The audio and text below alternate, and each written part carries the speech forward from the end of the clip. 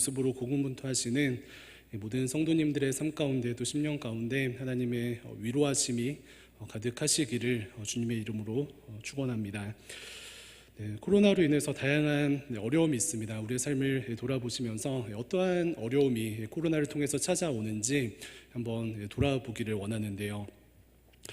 예배를 드리지 못하는 그런 어려움도 있고요. 또 코로나로 인해서 재정적인 어려움도 생겨납니다.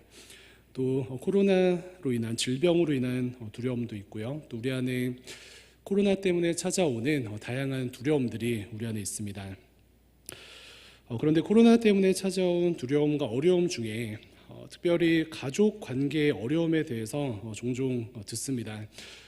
이전에는 이제 가족들이 이렇게 떨어져 있고 또 각자의 삶 가운데 바쁜 시기를 보냈었는데 코로나 때문에 온라인 수업을 자녀들이 듣기도 하고 또 남편분들은 또 이렇게 아내분들은 재택근무를 자주 하다 보니까 자주 이렇게 부딪히고 또 갈등이 일어난다라는 그러한 이야기들을 종종 듣습니다.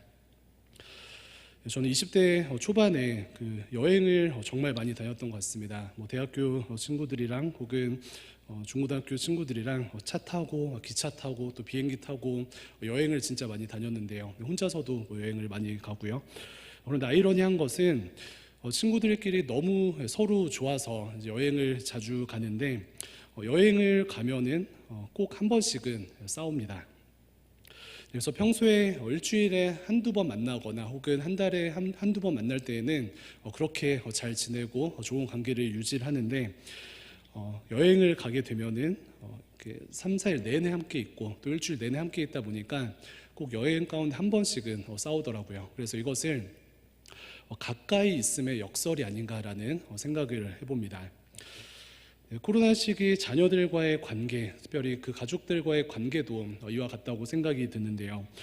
코로나 이전에는 모두가 각자 바쁘고 또 하루에 잠깐 만날 때는 너무나도 화목한 그런 삶을 살아갔었는데 고립의 시기 살을 부대끼고 가까이 있다 보니까 자녀들과의 관계에 어려움이 생깁니다. 그래서 오늘은 예배소서 말씀을 통하여서 자녀들과 잘 지내는 법, 좀 구체적으로 이렇게 제목을 바꿔 보면요, 코로나 시기에 사랑하는 자녀들과 잘 지내는 법에 대해서 함께 말씀을 나눠보도록 하겠습니다.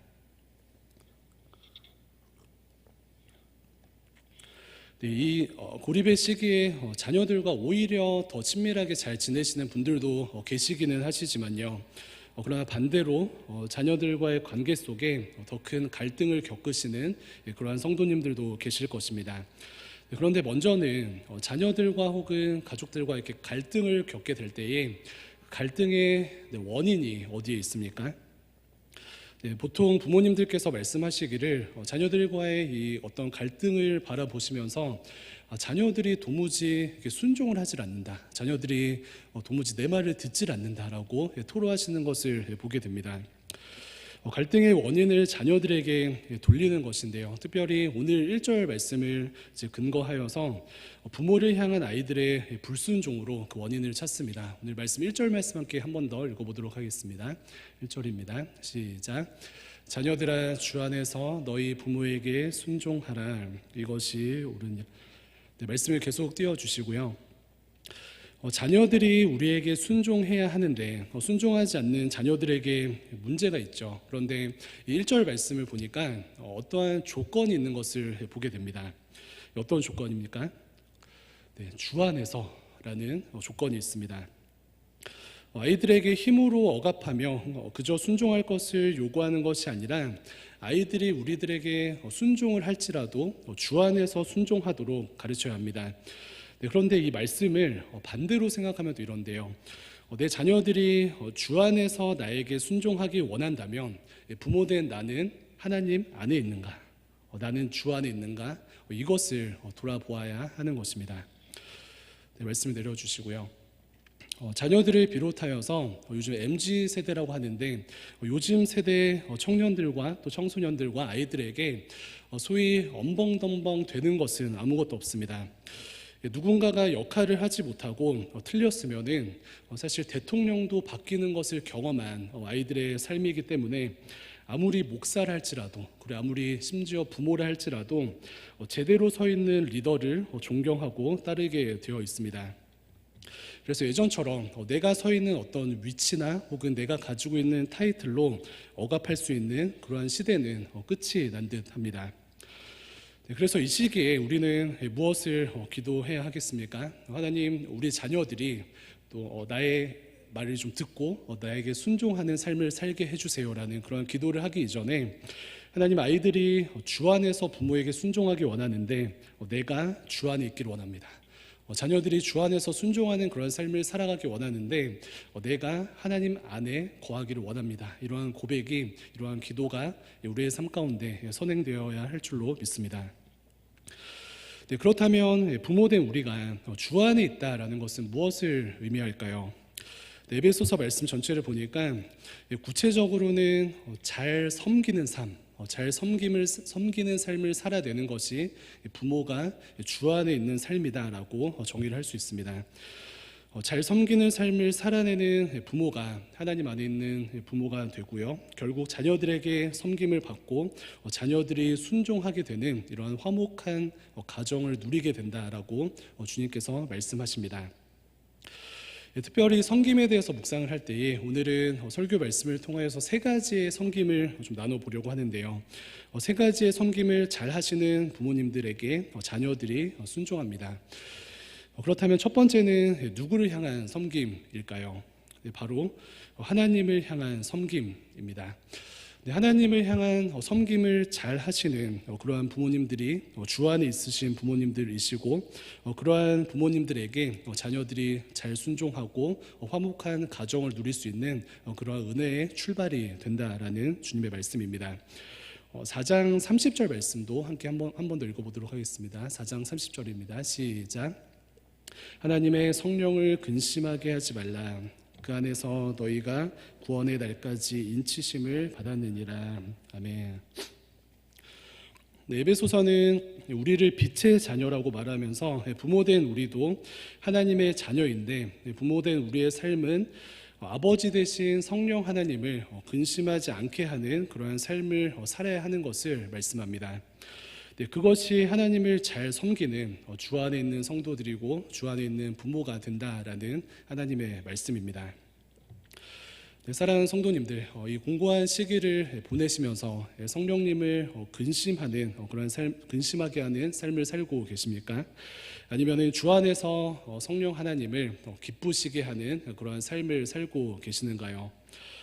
네, 많은 분들께서 삶 속에서 성령님을 기쁘시게 해드리며 빛의 자녀들의 삶을 아주 잘 감당하고 계신 줄로 믿습니다. 네, 그러나 혹여나 아직도 내 삶의 어떤 영역에서는 솔직히 하나님을 온전히 섬기지 못하고 성령 하나님을 근심케 하는 모습이 있다면요, 시간 돌이키는 은혜가 예배 가운데 충만하게 차고 넘치시기를 주님의 이름으로 축복합니다. 에베소서에서 말하는 그 더러운 말을 버리는 삶을 살아가고, 또 에베소서에서 말하는 친절한 삶을 살아가고요, 또 긍휼을 베풀고 또 서로를 용서하고 술 취하지 아니하며 또 헛된 것에 시간을 쏟지 않는 그런 삶을 사는 것이 주님을 잘 섬기는 주 안에 있는 부모의 삶이 되는 줄로 믿습니다. 네, 그래서 그렇게 하나님의 자녀로서, 우리는 부모이지만 하나님의 자녀로서 우리 한 사람 한 사람이 하나님 안에 서 있다면요, 주 안에서 순종하려고 하는 그러한 자녀들에게 마땅히 존중받고 주 안에서 순종하려고 하는 자녀들에게 하나님의 은혜를 함께 누리면서 주님의 샬롬을 누리시게 될 줄로 믿습니다. 가까이서 사실 이러한 말씀의 실현을 주변 가정들을 통해서 자주 보지 않습니까? 자녀와의 관계에 있어서 사실 인간적인 특별한 열심을 내지 않으시는 그러한 성도님이신데, 자녀들이 부모님을 잘 따르는 그러한 가정을 종종 보게 됩니다. 그런데 그 부모님들의 삶의 중심에는 어떠한 인간적인 노력보다 하나님을 정말 잘 섬기는 그런 삶의 중심이 있는 것을 우리는 삶을 통해서 보게 됩니다. 어떠한 영적인 원리가 가정 가운데 흘러가는 것인데요, 아무쪼록 이러한 이렇게 은혜의 순환이 함께 예배드리시는 모든 성도님들의 삶 가운데 차고 넘치시기를 주님의 이름으로 축원을 드립니다. 네, 자녀에게 존경받는 주 안에 있는 부모의 삶, 첫 번째 특징은요, 부모가 하나님의 자녀로서 주님을 잘 섬기는 삶을 사는 것이고요. 자녀에게 존경받는 주 안에 있는 부모의 삶 두 번째는 배우자를 잘 섬기는 삶을 사는 것입니다. 네, 하나님을 잘 섬기고 배우자를 잘 섬기고, 네, 유튜브를 함께 하시는 분들이 배우자를 잘 섬기라고 하시니까 표정이 어두워지는 것을 이렇게 느낍니다. 네, 오늘 그 본문 6장 읽은 6장 바로 앞부분 5장 말씀을 보면은 자녀와의 관계 이전에 그 부부 관계에 대해서 권면을 하고 있는데요. 부부가 하나님 안에 있으면은 자녀들의 순종은 따라오게 되어 있습니다. 특별히 에베소서 5장 말씀에서는 주 안에 있는 부부의 모습을 어떻게 묘사하고 있습니까? 주 안에 있는 부부의 모습의 어떤 특징을 정의를 해보니까 이 부부의 특징은요, 다름 아닌 서로를 조건 없이 섬기는 그러한 부부의 모습을 보이고 있습니다. 네, 하나님께서 아내분들에게 먼저 말씀하시는데요. 5장 22절입니다. 아내들이여 자기 남편에게 복종하기를 주께 하듯 하라. 그런데 그 바로 뒤에 25절에는 뭐라고 기록합니까? 남편들에게 이렇게 말합니다. 남편들아 아내 사랑하기를 그리스도께서 교회를 사랑하시고 그 교회를 위하여 자신을 주심같이 하라라고 말씀하십니다. 네, 그래서 다시금 조건 없이 섬기는 이 부부 관계라는 것은요, 아내가 어떤 사랑받을 만한 조건이 되어서 사랑하는 것이 아니라 조건과 감정을 초월하여서 아내를 사랑하는 것을 이야기합니다. 그리스도가 교회를 사랑하듯 남편은 아내를 사랑하고 섬겨야 하는데, 예수님께서는 우리를 조건에 따라서 섬기지 않으셨고요, 조건 없이 우리를 섬겨주셨습니다. 반대로 생각하면 어떻습니까? 내 편이 아닌 남의 편과 같은 그 남편이 어떠한 존중받을 이유가 있어서 존중하는 것이 아니라 조건과 감정을 초월하여서 존중하고 그를 섬기는 것을 의미합니다. 이것은 마치 교회가 예수님을 존중하듯이 마음과 뜻과 힘을 다하여서 남편을 섬기는 삶을 주님께서 말씀하시는 것입니다. 네, 요즘 청년들이 자주 접하는 결혼을 주선하는 회사의 광고 문구가 이러한데요. 카카오톡에도 자주 뜨는데, 내 조건이면은 이러한 자매를 만날 수 있을까? 그리고 내 조건이면은 이런 형제를 만날 수 있을까라는 문구로 결혼 정년기에 있는 청년들의 관심을 끌고 있습니다. 이것은 무엇을 의미합니까? 소위 세상적인 조건이 맞아야 일이 이루어지는 세상의 원리를 소개하고 있는 그러한 광고입니다. 네, 그런데 자녀들이 순종하는 하나님 안에 있는 부부의 삶의 특징은 무엇인가요? 바로 조건이 다 허물어지는, 가정 안에서 조건이 무용지물이 되는 그러한 관계를 의미합니다. 네, 아내를 사랑할 조건이 되어서 아내를 사랑할 조건이 되어서 또 아내를 사랑하는 것이 아니고요, 남편을 존경할 조건이 되어서 섬기는 것이 아닙니다.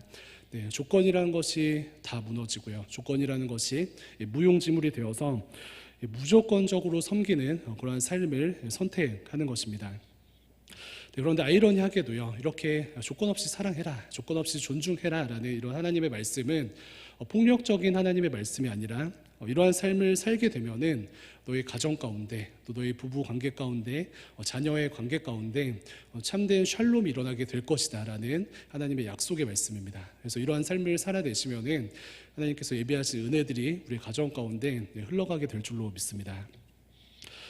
네, 구체적으로 생각을 해보면요, 예를 들어 조건 없이 뒤도 안 돌아보고 한 남편분께서 아내를 사랑만 하시면요, 조건 없이 사랑만 하는 그 남편을 보는 그 아내는 남편을 존중할 수밖에 없을 것이고요, 반대로 아내가 어떠한 조건 없이 뒤도 돌아보지 아니하고 남편을 존중하기로 결정하고 존중만 하는 삶을 살아가게 된다면요, 남편은 그러한 아내를 도무지 사랑하지 않을 수가 없게 되는 것입니다. 네, 그래서 이 영적인 원리를 붙들고 우리가 가정 가운데 나아가는 것인데, 이것은 상황과 감정의 문제가 아니라 누가 먼저 섬길 것인가, 누가 먼저 조건 없이 사랑할 것인가, 누가 먼저 조건 없이 존중할 것인가, 선점의 문제입니다. 먼저 섬기는 아내는 사랑을 받게 되어 있습니다. 그리고 먼저 섬기는 남편은 존중을 받게 되어 있습니다. 이러할 때 이 부부는 하나님께서 인정하시는 주 안에 있는 부부가 될 것이고요. 자녀들이 주 안에 있는 이 부모에게 순종하게 되는 은혜가 흘러가게 될 것입니다. 그래서 서로를 정말 조건 없이 섬기심으로 말미암아 하나님께서 예비하신 충만하신 은혜를 부부 가운데, 또 가정 가운데, 또 자녀와의 관계 가운데, 또 내가 속한 모든 관계 가운데 충만하게 누리시기를 주님의 이름으로 축원을 드립니다. 네, 자녀에게 존경받는 주 안에 있는 부모의 삶 이렇게 살펴보고 있는데요. 첫 번째는 하나님을 잘 섬기고, 두 번째는 배우자를 잘 섬깁니다. 그렇다면 마지막으로 세 번째는 누구를 잘 섬기는 삶일까요? 네, 자녀에게 존경받는 주 안에 있는 부모는 다름 아닌 자녀를 잘 섬기십니다. 역설적으로 들리시겠지만요, 자녀를 잘 섬기시는 그러한 부모님들께서 주 안에 있으신 부모님들이 되시고, 그러한 부모님들에게 자녀들은 순종합니다. 6장 4절 말씀 함께 한번 더 읽어보도록 하겠습니다. 6장 4절입니다. 시작. 또 아비들아, 너희 자녀를 노엽게 하지 말고 오직 아멘. 우리가 잘 아는 말씀이죠. 아비들아, 너희 자녀를 노엽게 하지 말고 오직 주의 교훈과 훈계로 양육하라. 그런데 이 에베소서의 이 말씀은요, 소극적으로 자녀들을 이렇게 화나게 하지 마라, 소극적으로 자녀들을 노엽게 하지 말라라는 말씀이라기보다는 적극적으로 자녀들을 섬기라라는 주님의 말씀입니다. 그래서 냉정하게 우리의 어떤 양육의 시간들을 좀 돌아보면서 진단해 보기를 원하는데요. 자녀들을 노엽게 하지 말아야지라고 소극적으로 결단을 하셨을 때 그것이 잘 이루어지셨습니까? 네, 그렇지 않으시죠. 진짜 자녀들을 노엽게 하지 않으시려는 부모님들께서는 소극적인 방법으로 노엽게 하지 말아야지라는 삶을 선택하는 것이 아니라 더 적극적으로 자녀들을 정말 마음으로 섬겨야 되겠다, 이러한 삶을 결정하실 때에 그제서야 자녀들이 노엽게 되지 않는 그런 삶의 순환으로 들어가게 되는 것을 보게 됩니다. 그래서 부정적인 것을 멈추는 것은 부정적인 것을 멈추겠다는 열심으로 인해서 가능한 것이 아니라요, 부정적인 것 대신 긍정적인 것을 행하겠다라는 것을 선택함으로 가능하게 되는 것인 줄로 믿습니다. 예를 들어 그 컴퓨터를 하루에 한 19시간씩 하는 그 청소년이 있다라고 생각을 해보도록 하겠습니다. 진짜로 제가 그 중2 때 같은 반 친구 중에 한 명은 방학이 되니까 이제 방에 컴퓨터가 있는데 이제 방에서 19시간씩 컴퓨터 게임만 하더라고요. 그러면서 이제 5시간은 잠도 자고 밥도 먹고 하는데 정말 그 한 달 내내 하루 19시간 동안 게임을 했다라고 간증하는 친구가 있었습니다. 네, 그런데 그 친구가 나중에는 결국 게임도 끊고 사실 이제 학교도 원하는 곳에 들어가고 이러한 좀 은혜를 누리게 되었는데, 그 과정을 보니까 게임을 그 친구가 끊겠다라고 어떤 결단을 하고 나서 그 게임이 끊어지는 것이 아니라 반대로 이제는 내가 19시간 동안 중독되었던 게임 대신에 공부에 나의 목숨을 걸겠다, 공부에 정말 최선을 다해 보겠다라고 선택을 하고 나니까, 긍정적인 것에 선택을 하고 나니 이제는 부정적인 게임을 할 시간이 없어서 게임이 끊어졌다라는 그런 고백을 듣게 되었습니다. 그래서 다시금 우리가 자녀들을 노엽게 하지 말아야지라고 소극적으로 이렇게 결정하고 결단하는 그러한 삶의 모습보다요, 나의 마음의 틀 자체를 송두리째 바꾸는 것이 필요합니다. 어떻게 바꿉니까? 노엽게 하지 말아야지라는 소극적인 태도에서 더 나아가서 나는 자녀를 노엽게 하는 것에서 멈추지 않고 섬기는 삶으로 가겠다, 자녀들을 섬기는 삶을 살아내겠다라고 마음을 결정하게 되면은 그제서야 자녀들이 노엽게 되지 않는 그런 은혜를 누리게 되는 줄로 믿습니다. 그렇게 될 때 저희는 이제 함부로 이렇게 화내지 않고요, 함부로 분노하지 아니하고, 그렇게 되면은 자녀들도 그들의 심령 가운데 성령께서 주시는 샬롬을 누리고 그제서야 주 안에서 부모님께 순종하고 부모님을 섬기고 하나님께서 예비하신 샬롬을 누리게 되는 줄로 믿습니다. 네, 여기까지 말씀을 정리를 해보도록 하겠습니다. 그 코로나 시기에 자녀들 혹은 가족들과 함께 있는 시간들이 이렇게 많을수록 부딪히고 또 갈등하는 것을 피할 수는 없습니다. 사실 자녀들뿐만 아니라 가족들뿐만 아니라 이 시기에는 어떤 이렇게 관계에서든지 예민해지고 또 부딪히고 갈등할 수밖에 없는 어려운 시기인데요. 그런데 이때 하나님께서 약속하신 샬롬의 열쇠는 무엇입니까? 바로 섬기는 삶을 살아가는 것입니다. 특별히 하나님을 잘 섬기고요. 그리고 남편과 아내를 잘 섬기고, 그리고 내 마음대로 할 수 있는, 또 내 마음대로 하고 싶은 자녀들까지도 잘 섬기는 삶을 살아갈 때에 이전에는 경험해보지 못한, 코로나 이전에도 경험해보지 못한 은혜를 성도님들의 삶 가운데 누리시게 될 줄로 믿습니다. 그래서 진심으로 한번 이렇게 섬겨보자. 진심으로 하나님을 섬겨보고, 진심으로 배우자를 섬겨보고, 진심으로 자녀들을 섬겨보자. 이렇게 마음을 결정하시기를 축원드립니다. 그렇게 될 때에 주변에 묶인 관계들이 풀어지게 될 것이고요. 궁극적으로는 주 안에서 순종하려고 하였던 그 아이들의 삶이 정말 우리와 연결되어서 하나님의 그 크신 축복과 은혜들을 가정 가운데 누리시게 될 줄로 믿습니다. 그런데 이 은혜 위에 마지막으로 한 가지 간구할 것이 있습니다. 그것은 바로 이 모든 것 위에 다름 아닌 사랑을 구하는 것입니다. 바울은 에베소 교회를 향하여서 이렇게 바른 것을 하려고 할 때에 사랑 안에서 참된 것을 하고, 바른 것을 말하려고 할 때에 사랑 안에서 참된 것을 말하라라고 권면하는데요. 나 자신과 배우자와 자녀들과 가정에도 옳은 것을 함과 동시에 사랑을 구하는 것이 우리의 삶 가운데 필요한 줄로 믿습니다. 근데 어떤 분들 이렇게 질문하실 수 있을 것 같아요. 아니 목사님, 내가 소위 각 잡고 주 안에 있으면서 섬기는 삶만 잘 살면 되는 거 아닌가요? 왜 사랑을 구해야 하는 것입니까? 질문할 수 있는데요. 우리가 방금 이 섬기는 삶을 살기로 결정하였음에도 이 위에 사랑을 더해야 하는 두 가지 이유가 있습니다. 첫 번째는 1절에서 주 안에서라고 이야기하는 이 주 안에서라는 말 자체가 사랑 안에서라는 말을 포함하고 있기 때문에 그렇습니다. 그래서 하나님 안에 있다라는 것은 주 안에서 무언가를 행한다라는 것은 사랑 안에서 행한다라는 것으로 생각할 수 있기 때문이고요.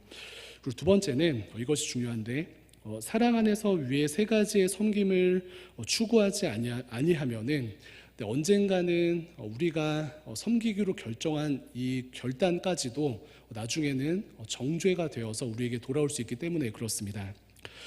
무슨 말입니까? 예를 들어서 우리가 오늘 이제 예배를 드리시고 나름대로 결정을 하시고 결단을 하셔서 1절 말씀을 아주 잘 적용하셨습니다. 자녀들이 주 안에서 순종하게 하기 위해서 내가 하나님 안에 있어야지, 하나님을 섬기고 배우자를 잘 섬기고 자녀들을 잘 섬겨야지 결단합니다. 그런데 언젠가 이렇게 실패하는 날이 하루 이틀 있으실 수 있죠. 그렇게 가끔 실패할 때가 있을 때에 이 주 안에서라는 말이 사랑 안에서라는 말의 의미를 포함한다고 알지 못하면은 실패할 때에 우리는 정죄하게 되어 있습니다. 우리 안에 은혜가 떨어지고 내 마음대로 아이들을 대할 때에 사춘기 자녀들이 역으로 이렇게 우리에게 말할 것입니다. 엄마, 나는 주 안에서 순종할 건데 지금 엄마의 모습은 신앙적인 모습이 아니니까 이번에는 엄마를 무시할래. 아빠, 나는 주 안에서만 아빠를 이해할 것인데 지금은 주 안에 있지 않으신 것 같으니 이번에는 매몰차게 행동할래 라고 그런 삶의 어떤 틀이 정해줄 수 있다라는 말씀입니다. 이해가 되십니까? 그러면 섬기기 위해 시작한 우리의 결단이 아이러니하게도 결국은 정죄의 칼이 되어서 우리 가정에게 돌아오게 될 것입니다. 그래서 우리가 해야 할 일은 무엇인가요? 이 세 가지 섬김을 결단한 이 결단 위에 그리스도의 사랑을 간구하는 것입니다. 성령께서 주시는 사랑을 간구하고 사랑 안에서 참된 것을 하는 그런 삶을 살아가는 것입니다. 그래서 말씀을 마치면서 우리 자신을 이렇게 축복하면 좋겠는데요. 하나님, 섬기는 삶을 감당하기를 소망하는데 다름 아닌 예수 그리스도의 사랑 안에서 섬기는 삶을 감당하게 하여 주시옵소서.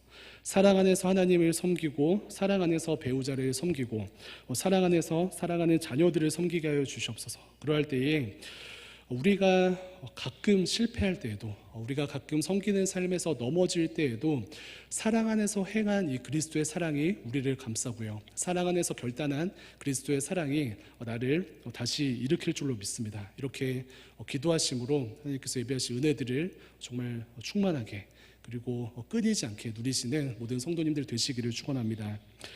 아무쪼록 곤고한 이 시기에 하나님께서 오늘 말씀을 통하여서 샬롬을 누리는 이렇게 법을 알려주셨는데요. 그 열쇠는 무엇입니까? 섬기는 삶입니다. 하나님을 잘 섬기시고 또 배우자를 잘 섬기시고 자녀들을 잘 섬기시고요. 특별히 교회 안에서도 주변에 있는 지체들 또 순원분들 순장님들 잘 섬겨주심으로 말미암아, 무엇으로 섬깁니까? 사랑으로 잘 섬겨주심으로 말미암아 이 공고한 시기를 정말 잘 연결되셔서 이렇게 승리하시고 사단의 여러 가지 공격들과 또 어려운 가운데 하나님의 승리를 선포하시고 누리시는 모든 성도님들 되시기를 주님의 이름으로 축원드립니다. 기도하겠습니다.